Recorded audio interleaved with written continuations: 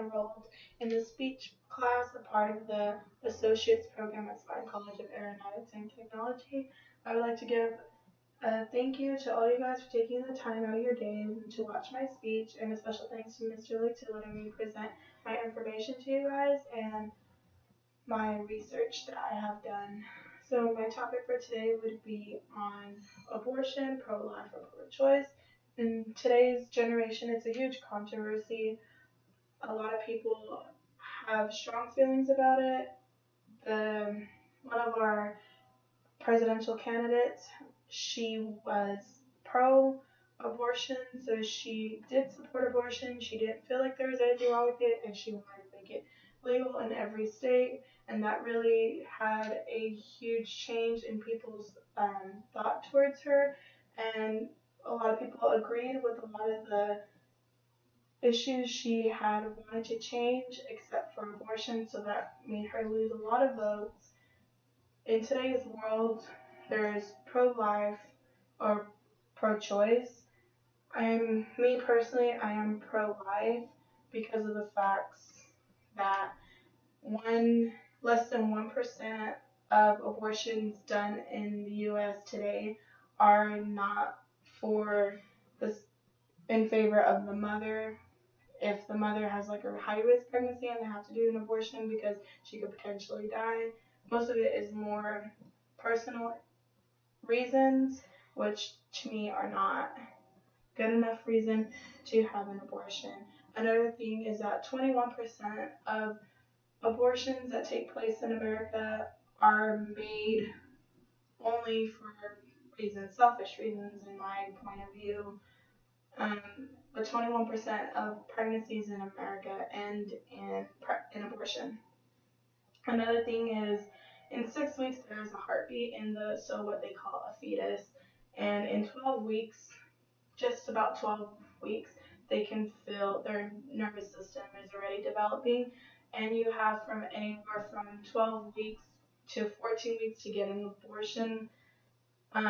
In that case, if you get an abortion within those time periods, the baby is already alive because at 6 weeks it does have a heartbeat, and at 12 weeks its nervous system is already developed. So that means from anywhere from the 6 to 12 week, the baby can feel pain, which what comes for the abortion, therefore leads to murder.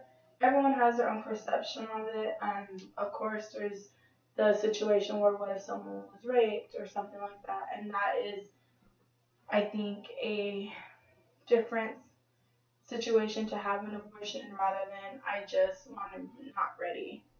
I feel like if you're deciding to be sexually active in your life, then you know the risks and you're still willing to take that risk, so you should be willing to deal with the responsibility and go through with your pregnancy and raise your child.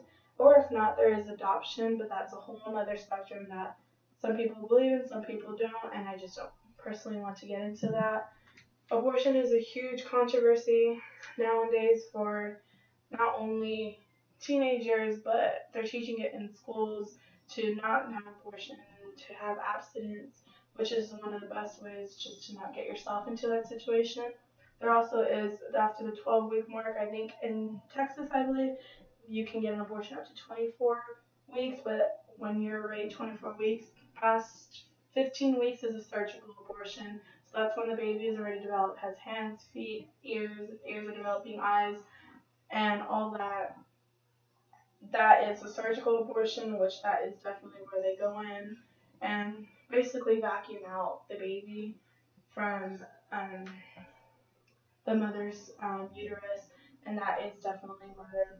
A lot of people have more of the controversy from the 0 to 8 week marks, where you can take the abortion pill, and that just makes your uterus shed, and it drops the egg and drops the fetus through. So basically, like a woman having a period. A lot of people don't believe that's an abortion, but like I said, from 6 weeks, the baby already does have a heartbeat.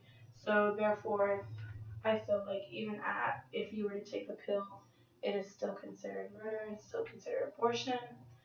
It's just a really huge controversy in today's world, and I believe it'll always be. There will never be a agreement on it, but as of right now, it is pro-choice for everyone. And me personally, I don't think that will change just because women rights and women have the rights to do what they want with their body. So I would like to thank you guys for taking the time today and watching my speech. And thank you to Mr. Licht for taking his time out of his day to watch this speech and allow me to present this information. Thank you guys. Have a good night.